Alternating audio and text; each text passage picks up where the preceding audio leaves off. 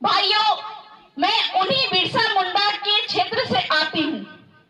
झारखंड की बेटी हूँ और अपने आदिवासी समुदाय को करते करते उनके लिए उनके संवैधानिक हक अधिकार, जल जंगल जमीन और खनिज बचाने के चक्कर में मुझे 1 साल 13 दिन तक जो सरकारों ने जेल में भी डाला था। लेकिन उन 1 साल 13 दिन में समाज का जो मुझ पे सहयोग था,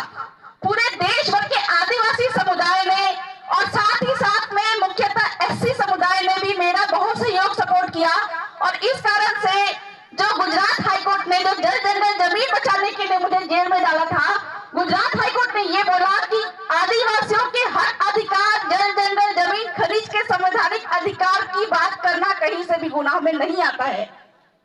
और इस प्रकार से मुझे जेल से आजादी दी। तो भाइयों, जिस बिरसा मुंडा के जन्म स्थान की बात हो रही है, सबको पता है कि वो उलिहातू के थे और उनका योगदान इतना था कि 25 साल की उम्र में उन्होंने अपनी जान दे दी, क्योंकि हमारे झारखंड में सबसे ज्यादा खनिज बहुत मात्रा में पाया जाता था और अंग्रेजों ने वहां पे सर्वे किया, तब उनको मालूम चला कि यहाँ पे सोना चांदी लोहा इत्यादि बहुत ज्यादा है और वहां पे अंग्रेज के साथ में जो पूंजीपति थे उनका वहां पे इंटरेस्ट बढ़ा और वहां पे वो वहां के आदिवासियों को गुलाम बनाना चाह रहे थे। इस कारण से झारखंड में एक आंदोलन का उत्थान हुआ और उसी आंदोलन में जल जंगल जमीन खनिज बचाने के चक्कर में हमारे बिरसा मुंडा अपनी शहादत दे दिए। लेकिन उन्होंने ये बात कही थी कि मैं मर तो रहा हूं, लेकिन मेरी जो राख है उसको आप पानी में मत बहाना, उस राख को आप ऐसे हवा में छोड़ देना और मेरे शरीर का जो राख है वो हर एक आदिवासी पे गिरना चाहिए ताकि हर एक घर में बिरसा मुंडा पैदा हो और जल जंगल जमीन बचाए। और मुझे लगता है कि कहीं ना कहीं यहाँ बैठे हर एक लोग के भी ऊपर भी बिरसा मुंडा का वही शरीर का राख गिरा है, इसलिए यहाँ पे भी हर एक व्यक्ति बिरसा मुंडा के रूप में बैठा हुआ है। मैंने वर्ष 2016 में अपने सामाजिक काम की शुरुआत की थी। सामाजिक काम की शुरुआत करने के दौरान मेरी जो पहचान है वो आदिवासी परिवार, जिसके जाजब पे मैं आज खड़ी हूँ और जिस जाजब की वजह से आपके भील प्रदेश का एक बेटा